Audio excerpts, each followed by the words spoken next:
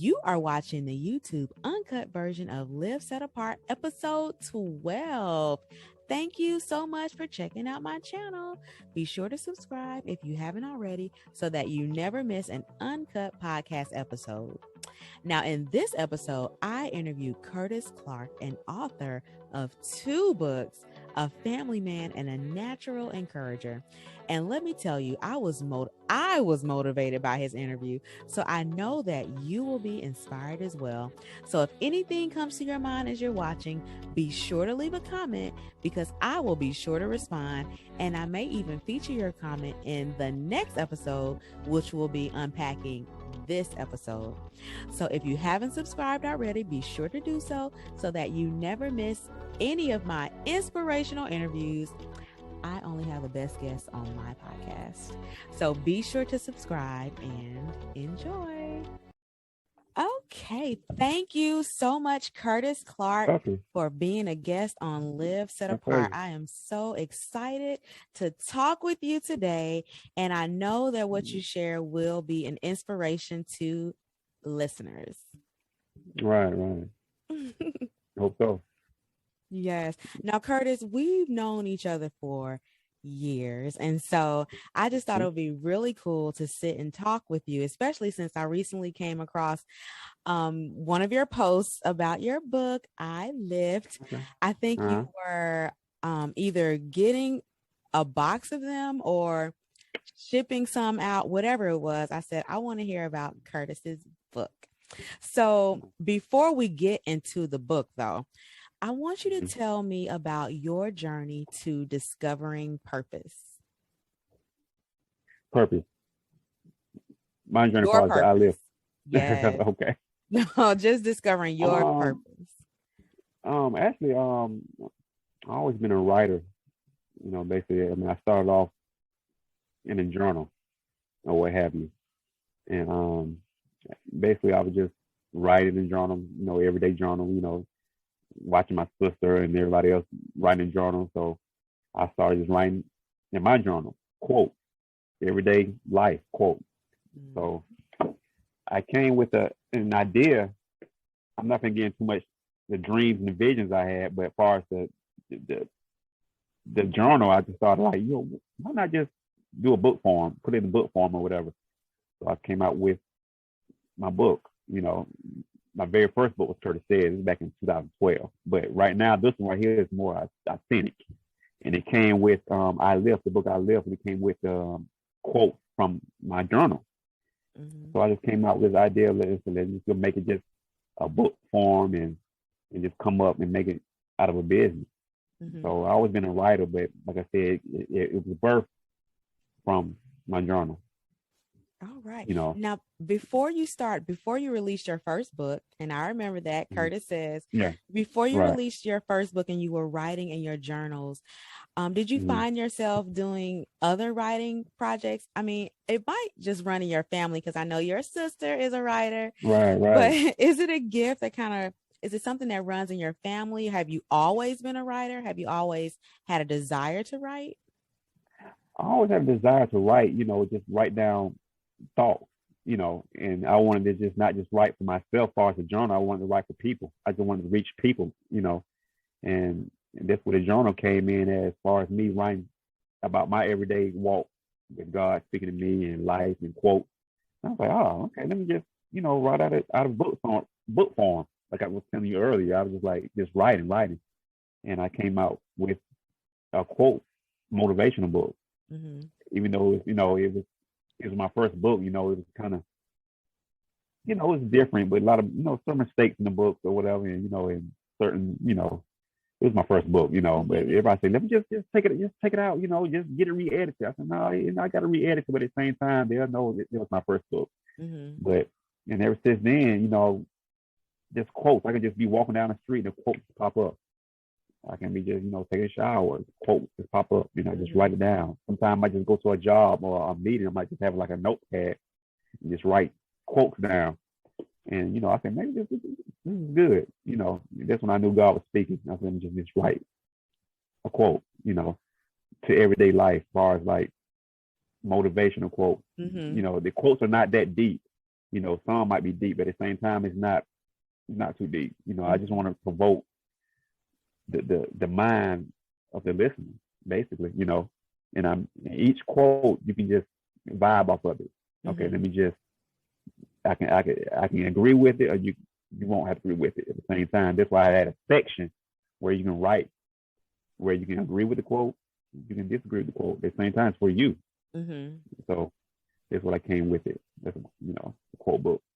All right. I love it. So you had your first book in 2012, you released your second book. So you're operating in your purpose now. And the burden of your heart is living without knowing your purpose. Now, is this something that burdens or has burdened you specifically, or is it something that burdens you for others? Like, do you have a heart for other people who are living without knowing their purpose? I can speak for myself, and I'm not sure, some people might have their own struggles as far as like they don't find their purpose or whatever. Even though you're not going to have the clear picture. Even now, I don't have the clear picture. I don't know. You always might have that dream of what you want to be, or you have what you come up with or whatever. And God seems to override that. He goes a little step further, of course. But for now, I'm like, I come with this dream and just go with it. If you don't have that purpose, you find yourself drifting off. You start idolizing different things. You start going different places where you're not supposed to be venturing off to. Everybody makes mistakes. Like my mistakes, I just started going off to things, dibbling and dabbling things I'm not supposed to be into. But that's expected to happen. Whatever you don't have your purpose in hand, and your mind just wanders. It seems like it. So you want to just be focused or whatever. And purpose won't come out of the blue, of course, whatever. But sooner or later you'll get what you're born here for. And God speak to you, and whatever your passion is, whatever you drive through, your drive, whatever you can't sleep at night or whatever, something you'll do free for or whatever. They don't have to pay you for it. You just do it. That's a clear sign that that's your purpose. You're supposed to be doing that. Yeah. Whatever it may be. It can be art, it can be anything, or whatever. Some people might be years of working nursery, I'm just using an example, and they might be in nursing, or they might be in law enforcement, but it's not be their passion. They be there for years and it's not their passion. So I think it's the most important. You need, find your passion and that equals to your purpose.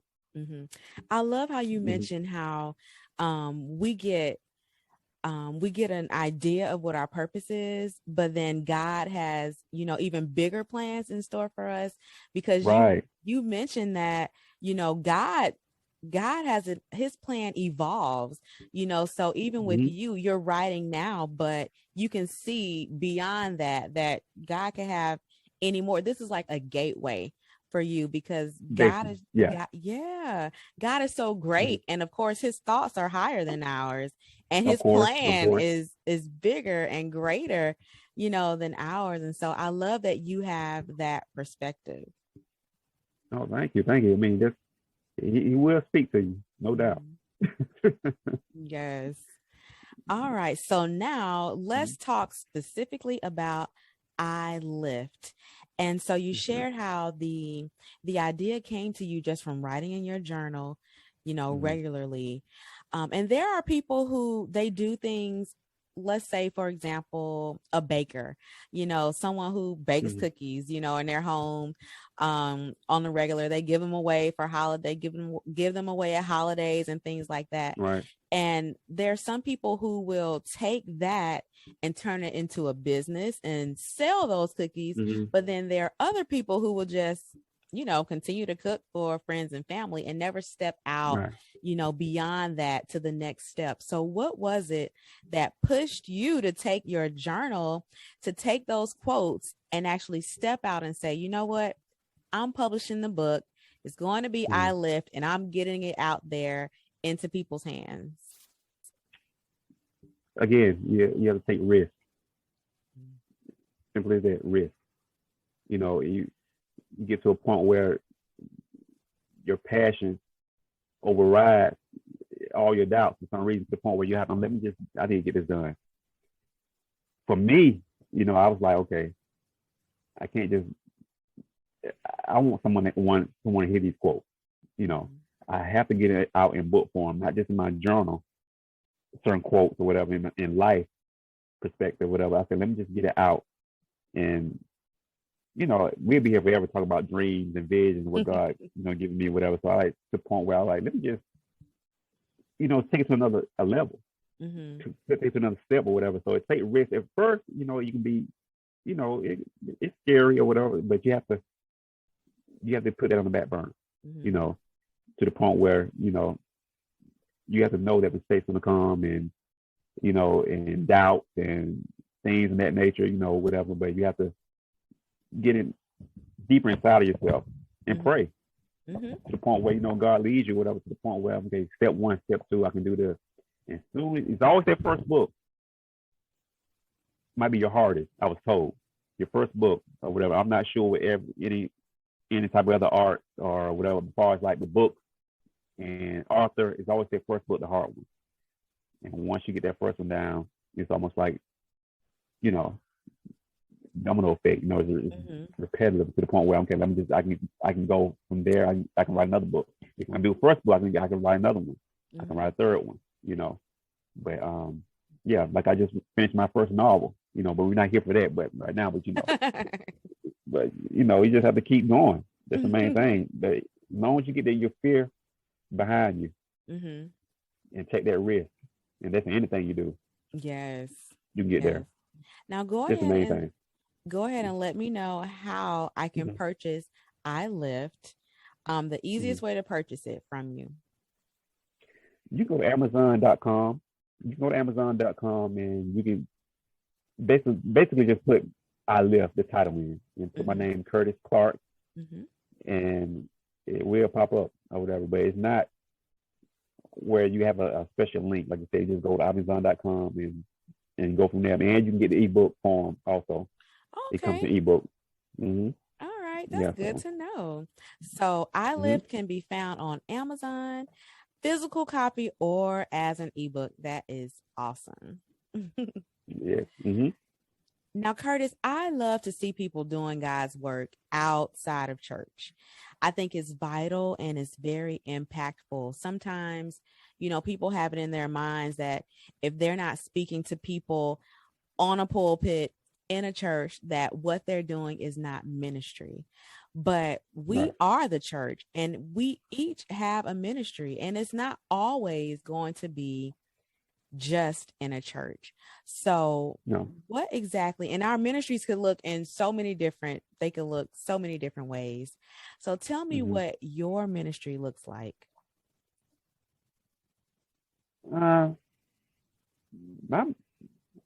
It can be anything. I can say anything, but I can find myself just talking to someone out on the street, or at a job, or my job, or whatever, or anywhere like in a mall, or just from friendships.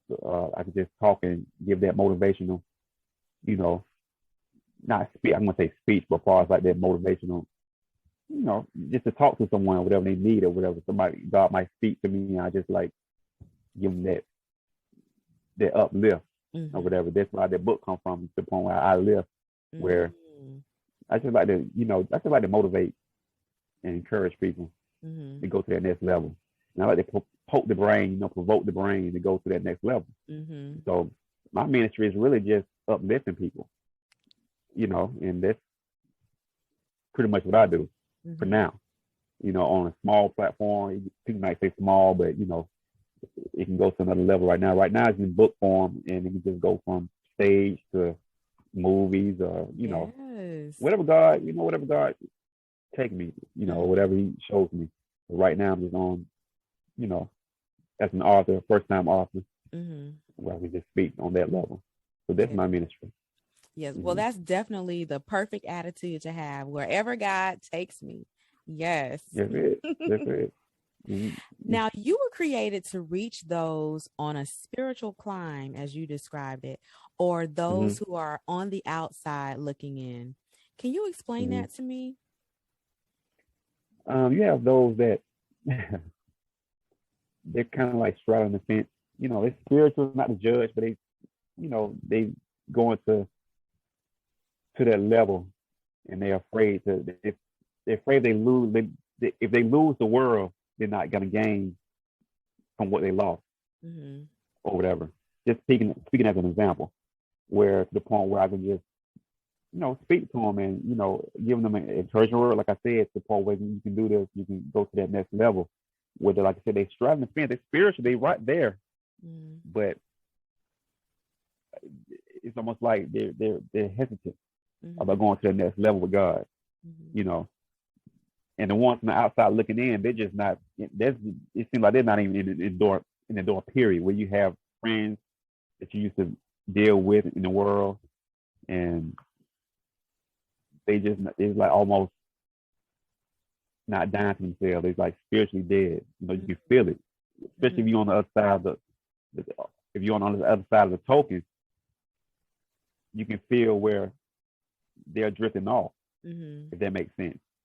Once you become more spiritual, you can feel the sin in them. You know what I'm saying? So to the point where I want to balance that out, not just speak with those who struggling, but those on the outside looking in also.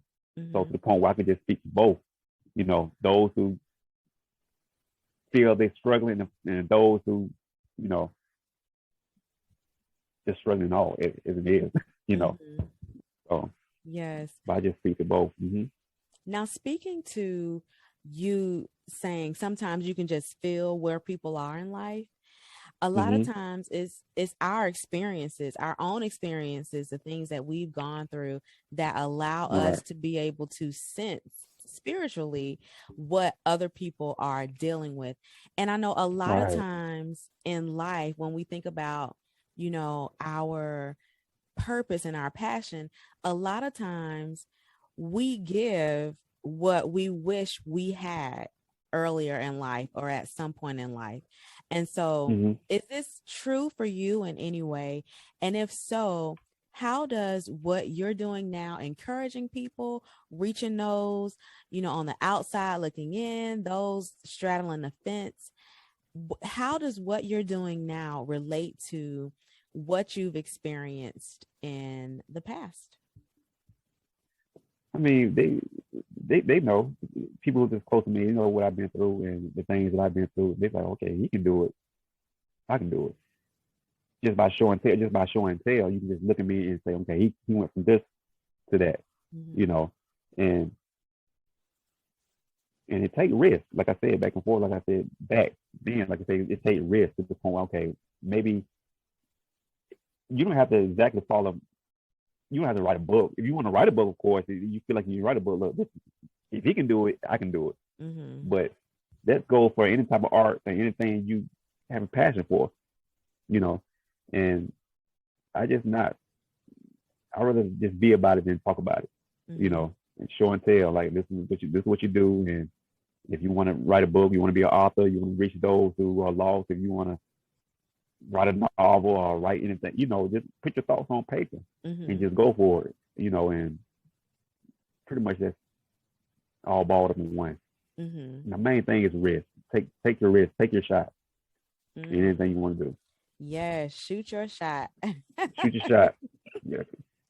So as far as the encourager in you, was there did you go through a period in life where you wish you had an encourager, or is that just something that's in you to be an encourager? Is it you fulfilling something for other people that you wish you had, or is it just who you are?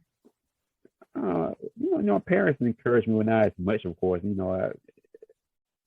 didn't have that, you can do it, and everything. I always had that motivation and go get it personality anyway, regardless.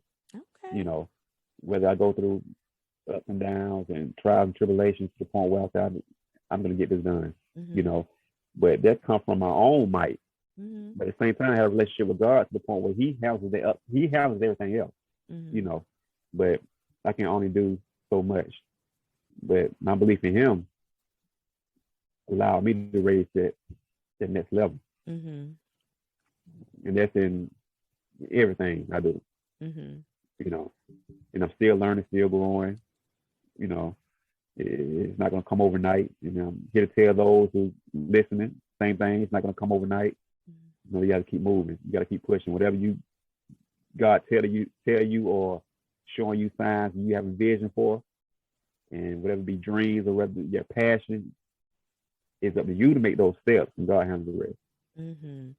Yes, definitely. And I love your confidence and your positivity, because some people struggle with that. Some people, they're Yeah. questioning themselves, and they don't have that internal push, to push them forward. So I love that you have that internal push and you're motivated to do what it is that you need to do. So I want you to think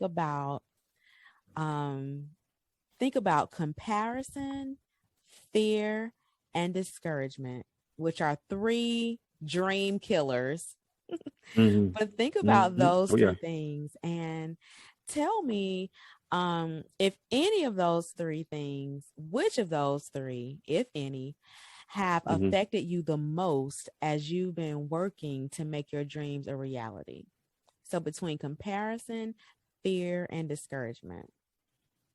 Oh, that's hard.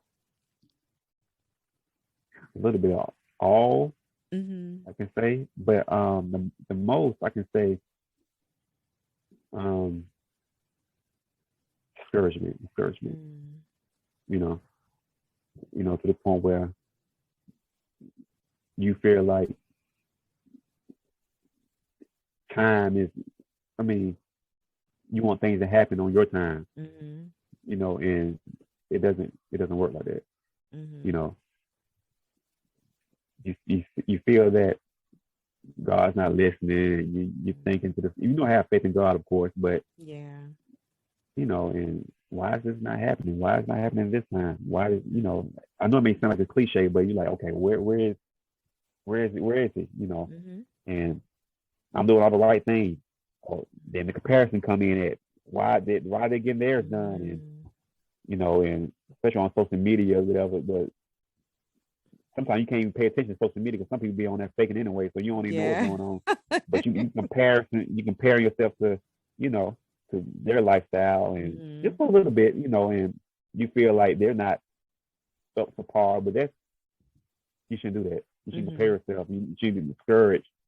It's gonna happen, but I wouldn't say you shouldn't, but if you feel those feelings, they come about to the point where make sure you don't stay there, because you can be discouraged and compare your life to someone else's. It might not be your purpose. It's their life, and don't pay attention to the time, and they might congratulate people. They might work hard for theirs, whatever. They started 10 years ago. You started 5 years. Of course, they're going to be on another level, because they started earlier. So, the time and, purpose and all that, you have God knows the exact date when you're going to start, when you're going to procrastinate, and, and you just have to, he knows everything, this person might have it, you have this, and you just shouldn't compare yourself. I know that from firsthand. Don't compare yourself to anyone, because you sell yourself short. It's almost like slapping God in the face, Yeah, so, you can sell yourself short in comparison, and then also you could start to think too highly of yourself in comparison too. So another thing, so humble yourself and go around. Just humble yourself. So you say don't, if you reach points of discouragement, which we all do at some point, and whenever I try to beat myself up because I know I have faith in God, I know I trust God, I believe his word, his promises, everything that he's spoken over me, but there are moments when I'm just discouraged.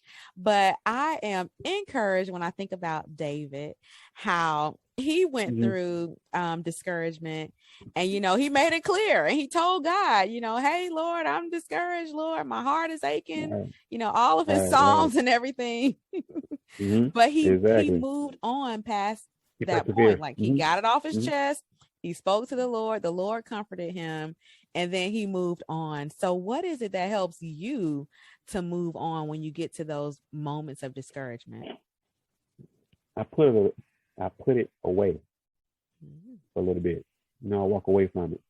mm, Whatever I'm working on, I walk away from it to the point where whether it be meditation, extra prayer time, I might read, a couple of books. I might take longer in showers. mm-hmm. It's just certain things. Get in touch with nature more. Mm-hmm. I just, like I said, I just go back to, okay, let me just breathe Mm, a little bit. To the point where you you pray so much to the point where you're not hearing God. You might pray for like 20, 30 minutes and walk away out the room, without letting God speak. mm-hmm. Just sit there. Like, I guess they call it meditating. Just Mm-hmm. sit and just listen. Mm-hmm. Don't talk, listen. So I learned to listen more.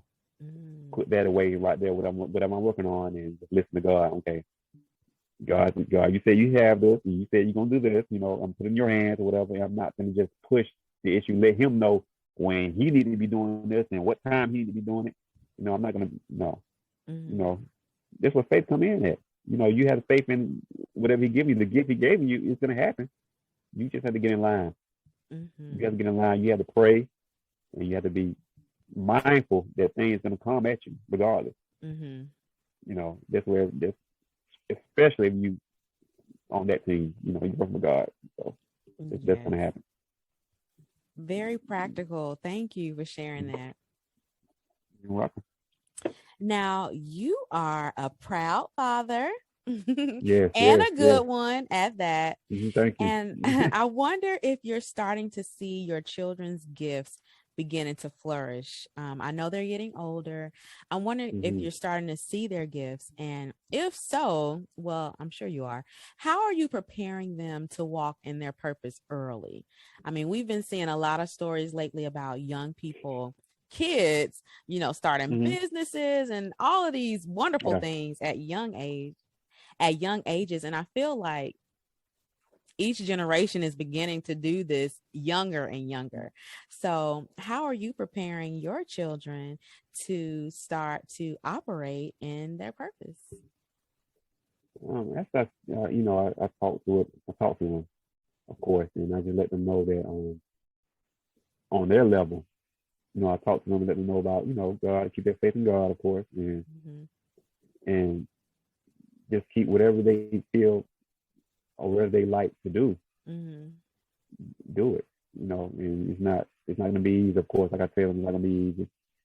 And like I said, it might sound simple, cliche. I just let them know. They have a whole like they might change years from now. They Mm-hmm. might switch it up. But Mm-hmm. whatever they do, I tell them to keep going regardless.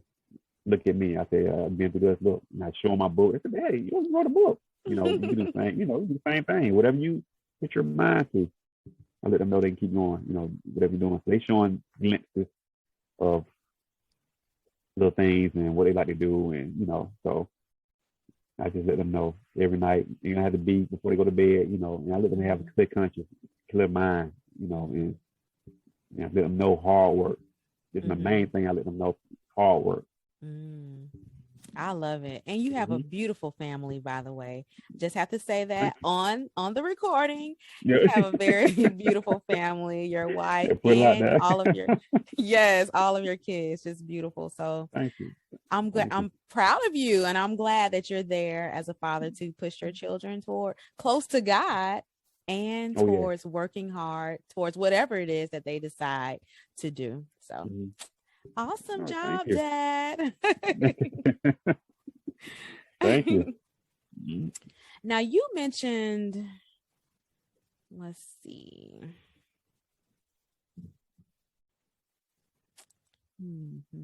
Yes. You mentioned Mm-hmm. time as being a factor in pushing you to live out your purpose.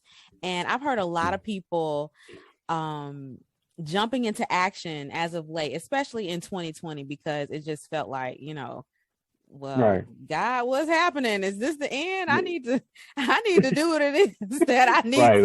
The rapture for him was going on. Right. Yeah. Yeah. Exactly. Yeah. So Yeah. I've noticed people, getting into action, working on dreams, and even changing careers and things like that because of Everything. time. Yes. Can you relate Mm-hmm. to this at all? Did you move quicker like in 2020, or did you kind of do anything new?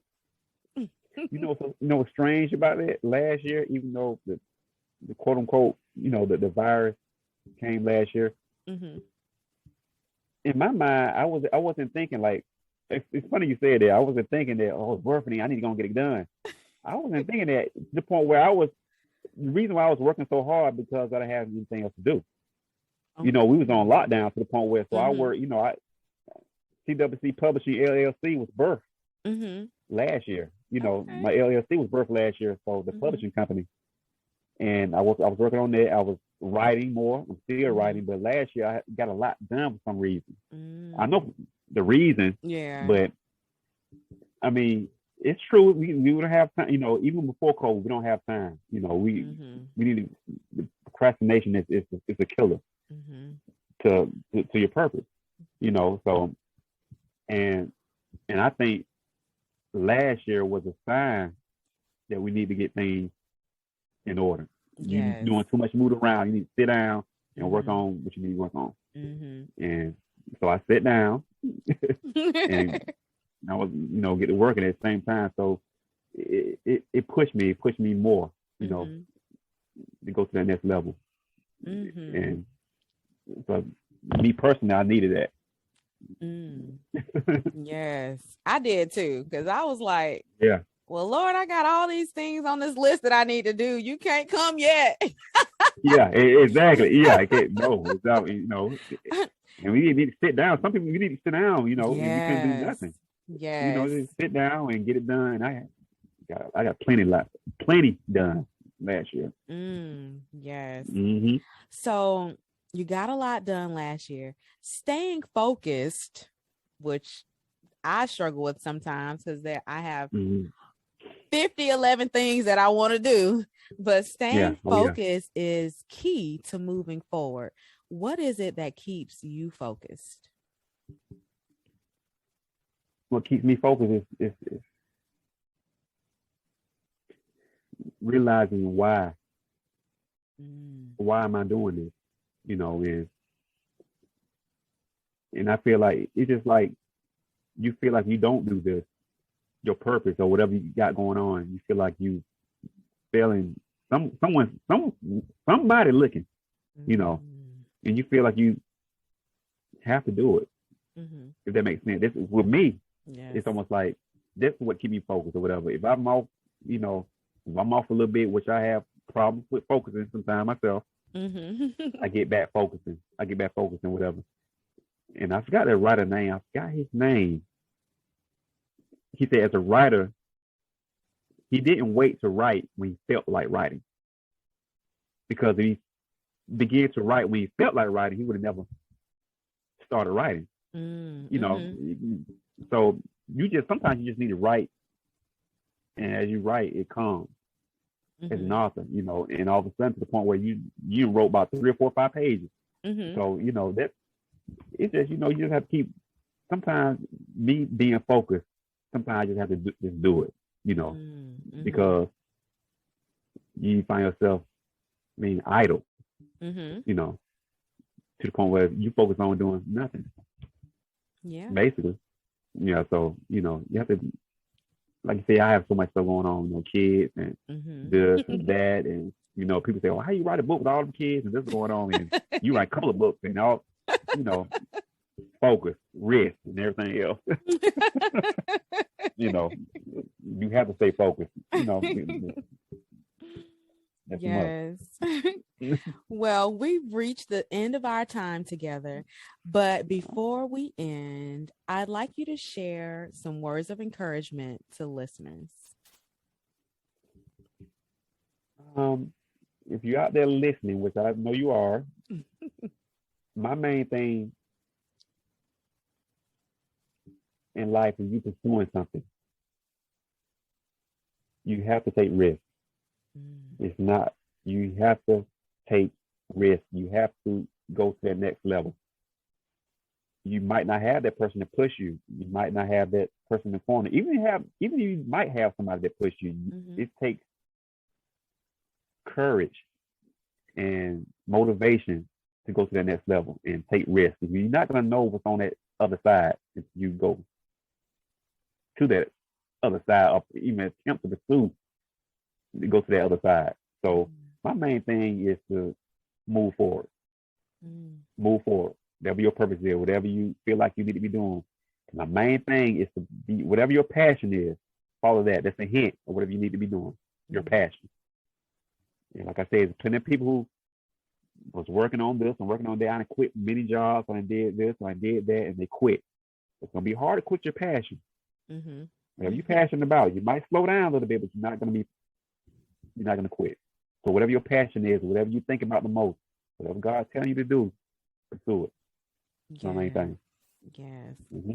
Oh, well, thank you so much. I know that this is going to be an inspiration and encouragement to the listeners, and I appreciate you so much for being a guest on the show. Oh, definitely. Thank you.